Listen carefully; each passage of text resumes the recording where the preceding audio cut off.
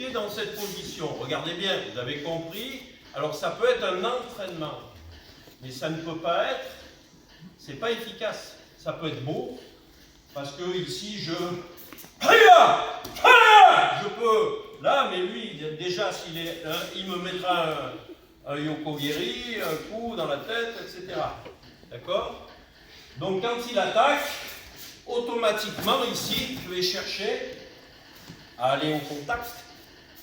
Et s'il attaque ici, je vais chercher à neutraliser. Il le faisait tout à l'heure. Angelo, regardez, quand je tiens son bras, frappe avec l'autre bras. Frappe avec l'autre bras. Regardez ce que je fais, mets-toi là. Attaque.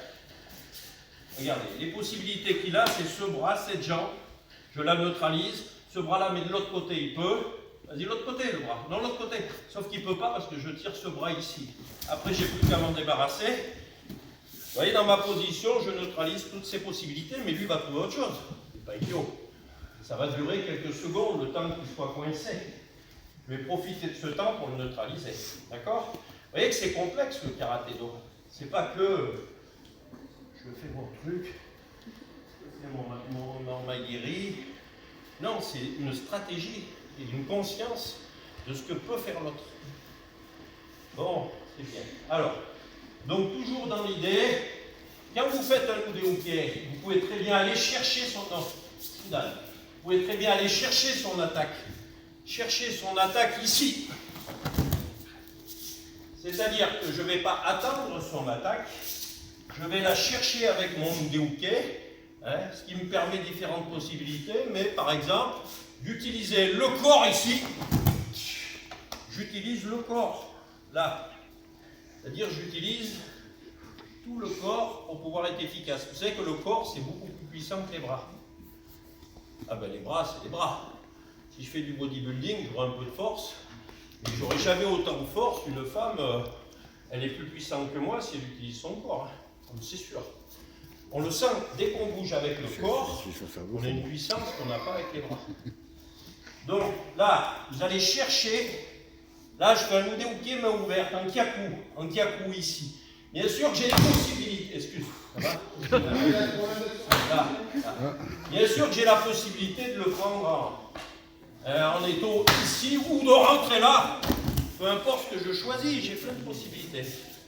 Là. S'il le sait déjà, je vais aller vers autre chose. S'il le sait déjà, je vais vers le maigiri direct. J'ai plein de formules possibles et moins il le sait, mieux c'est pour moi. Donc vous allez travailler celle-là, c'est d'aller chercher avec le kyaku, d'aller chercher profondément ici, mais pas trop loin, parce que sinon vous ne pourrez pas, et revenir à l'intérieur pour... Regardez, je ne saisis jamais. L'idée de saisir, pour moi, ce n'est pas une bonne idée. Là, j'utilise un mouvement de corps. Si vous saisissez, regardez bien. Moi, quand je saisis, c'est un temps.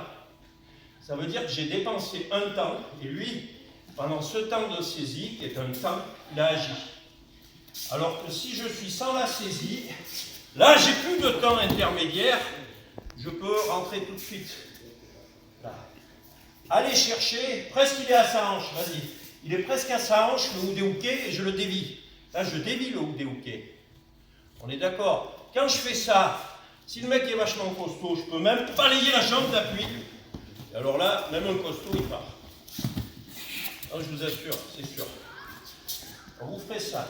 Allez chercher le uke à sa source, le tsuki à sa source. Là, ne pas fermer dessus. Utilisez le corps, éventuellement un petit balayage. Pour s'en débarrasser. On le fera des deux côtés, je remonte. Ça c'est un kyaku uke.